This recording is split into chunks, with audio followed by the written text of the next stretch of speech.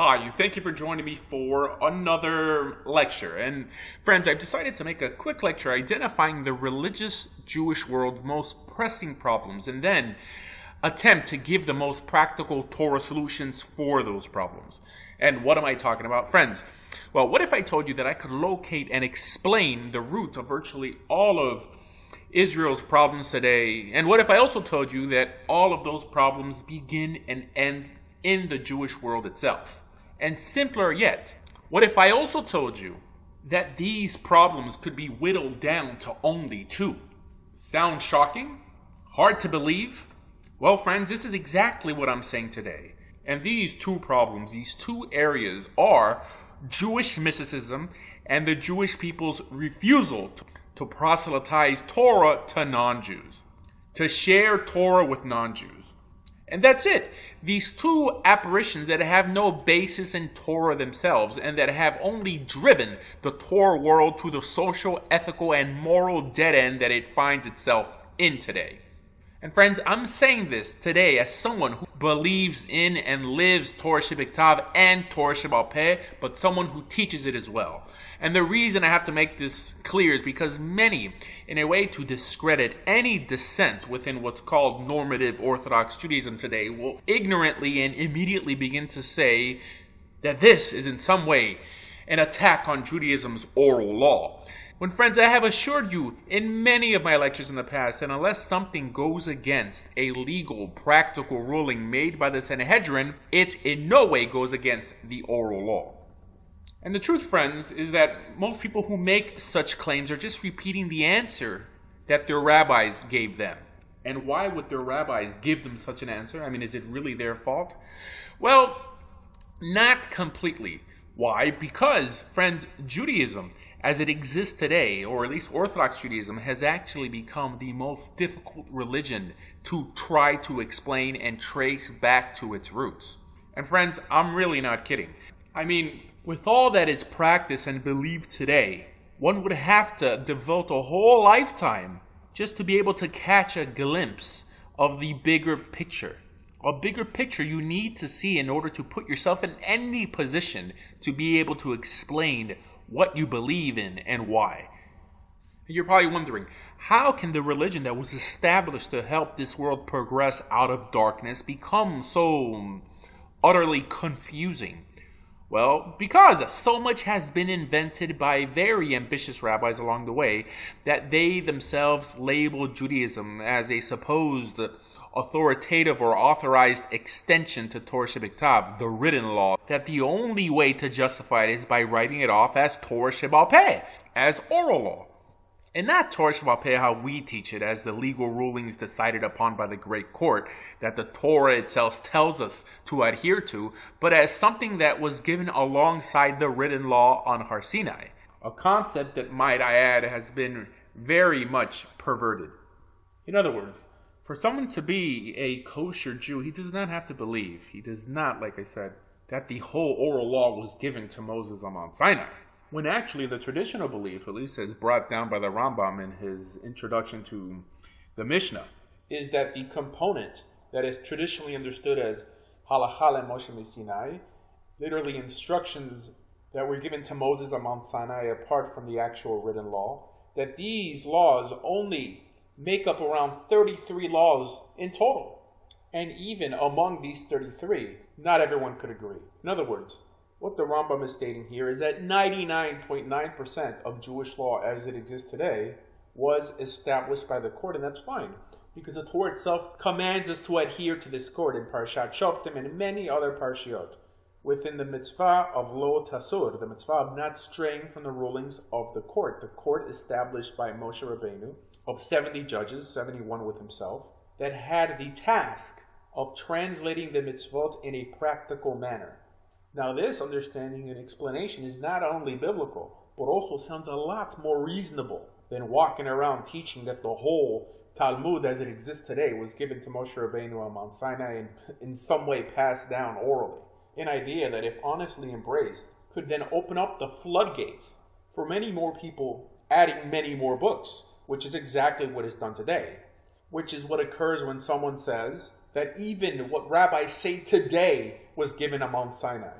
in a way trying to justify their words and their ideas with the pen of divine authorship. Not to mention without a system of checks and balances within what we call authoritative or sanctioned by the divine, there is no way to ensure that Torah will not change, especially when people nowadays have begun including mystical interpretations, legends, and folklore as Torah Sheba'al Peh as well, something that would have been out of the jurisdiction of the duties of the court, i.e. trying to explain or establish the metaphysical. No, my friends, only the Torah had that task.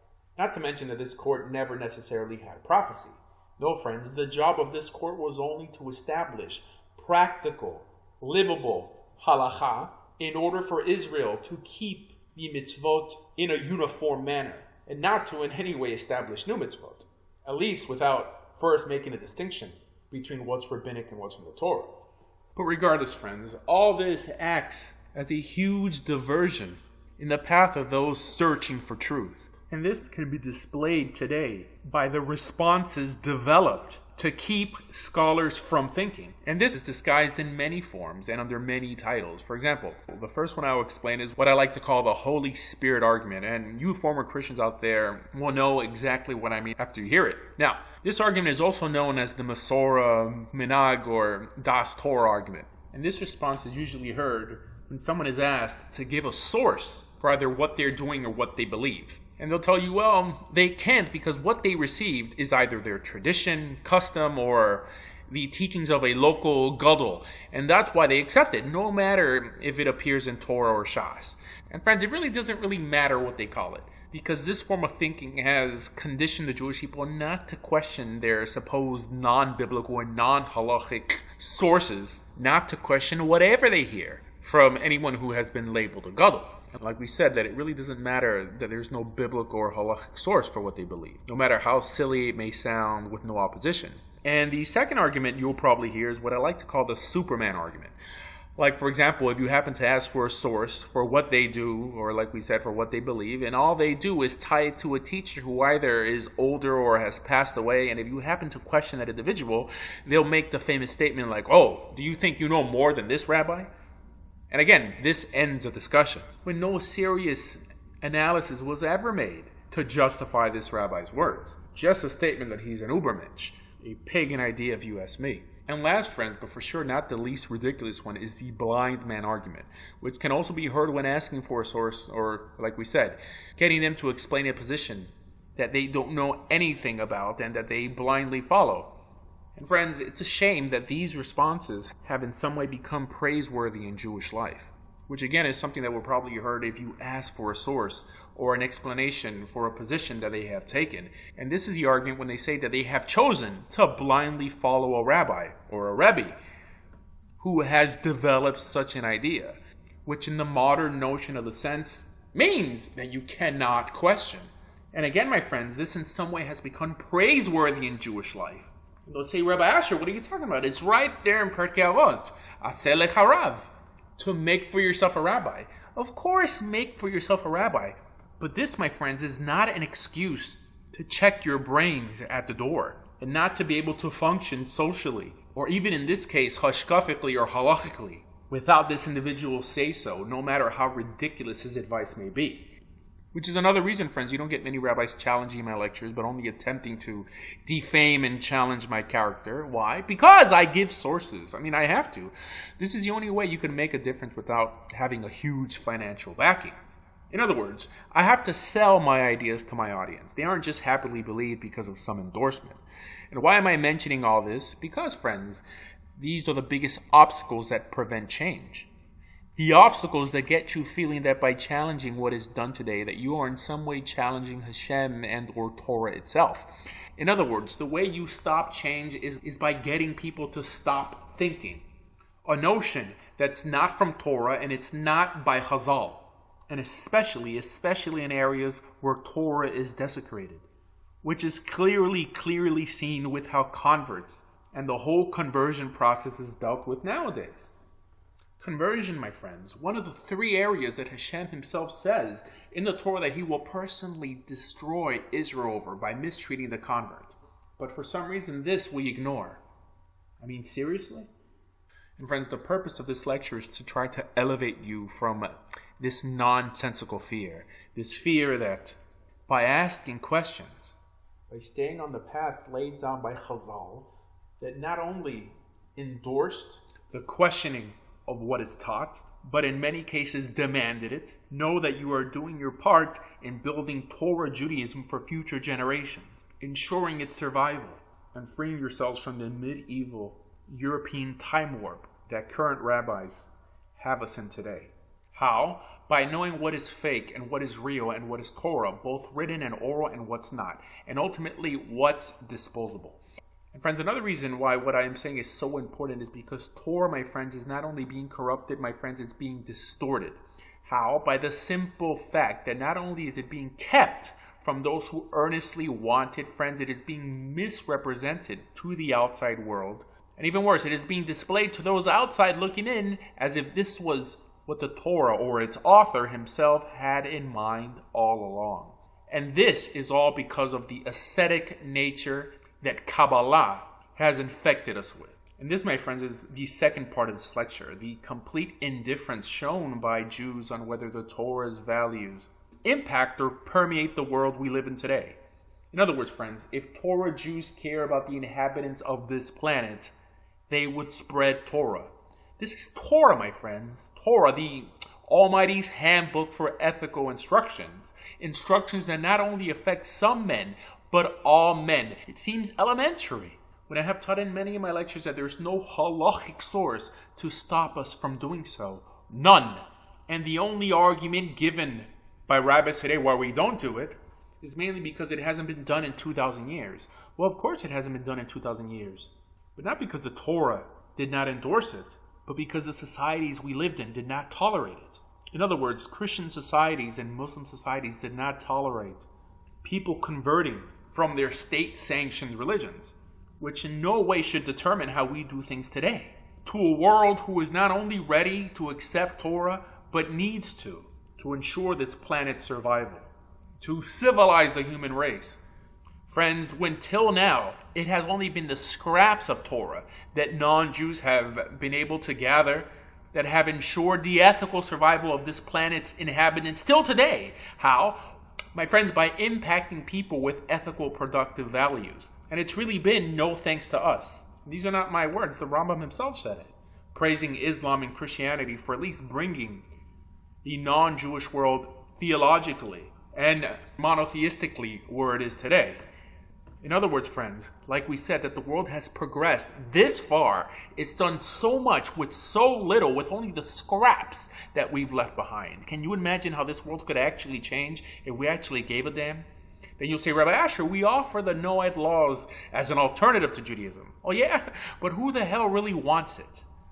I mean, you really think that a Goy is going to trade in Islam or Christianity, full of its ethics and standards, for a set of 7 stagnant laws which Muslims and Christians already keep as part of their religion? No, friends, the first step in being able to visualize progress is first being realistic. For example, we have a law code of over 613 mitzvot, 613 opportunities to improve this world and our lives, given by the Creator himself. And to others, we only offer 7?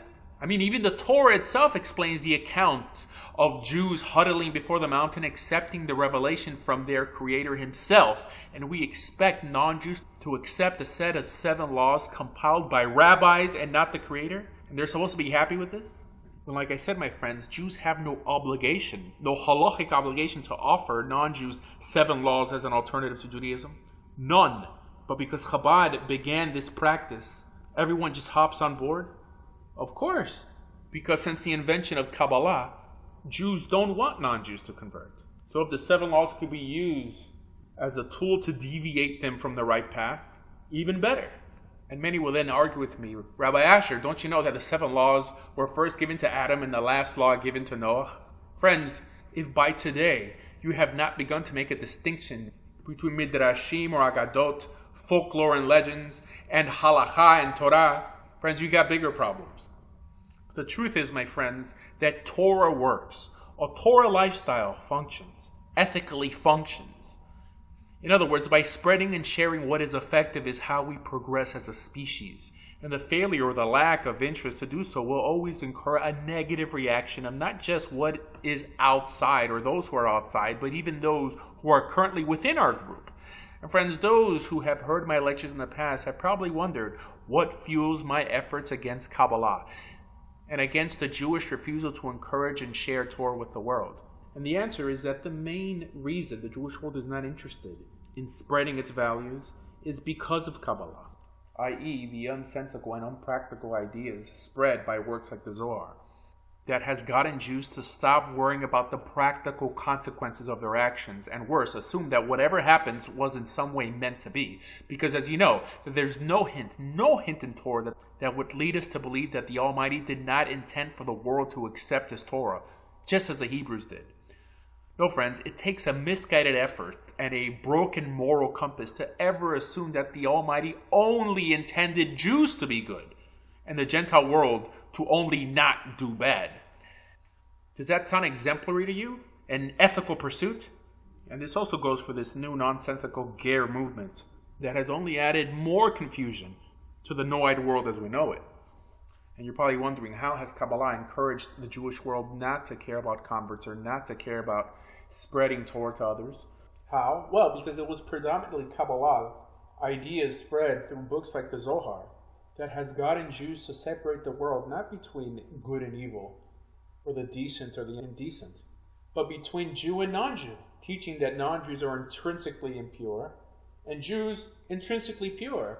And there was also Kabbalah who invented the notion of a Jewish soul and a non-Jewish soul, attaching no redemptive qualities to the latter, saying that if a non-Jew happens to convert to Judaism, it's because they were Jewish all along. Basically stating that the only reason anyone would ever adhere to this belief system, to this beautiful set of instructions delivered by the Almighty Himself, is if they were genetically disposed to. How do you like that? And worse, they go as far as to say that every non-Jew is intrinsically programmed to hate Jews, giving Jews the false assurance that there are no enemies from within.